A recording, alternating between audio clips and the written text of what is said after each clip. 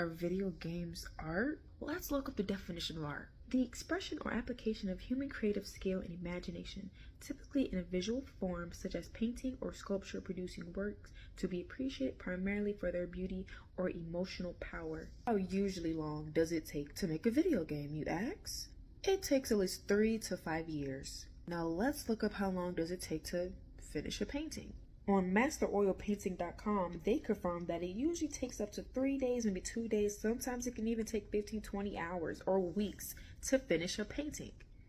Not to like toot my own horn, but like it's kind of shorter than people that make games. We appreciate how the graphics got better over time, just how painters get better over time. Society, for some reason, has put only painting and drawing into an art box. You can't fit nothing else in that. You can't fit nothing else in that box.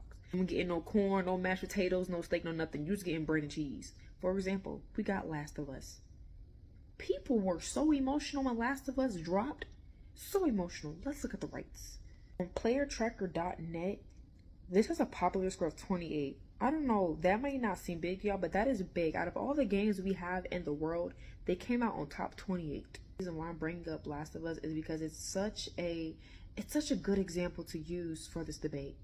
Down to the graphics, down to the plot, down to the storyline, the characters, it really gets you in there. Like you start to feel like you're in the game. I forgot about the most artful game that there is. Yeah, Little Nightmares. My baby sister used to be obsessed with Little Nightmares, and at first I didn't really quite know what the game was, but I sat there and I watched her play the game and I was in awe. Even though that they didn't say much, it didn't have as much dialogue, like a whole storyline, it still made sense.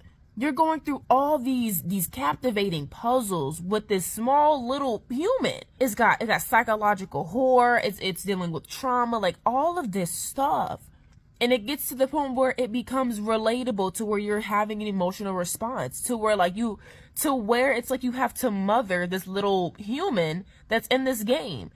And it's like you get upset and angry when you can't have this little human pass certain puzzles. This same amount that you put into a painting, a drawing, is the same amount of effort that someone will put into a game, developing games. Shoot, even more. You have to give credit when it's due. And then the graphics are out of this world. People say art is a visual form. It's a visual form. That can come into games, that can come into dancing, painting, drawing. It's a visual form. And sometimes when you observe certain things, you have an emotional response. And that is what games are.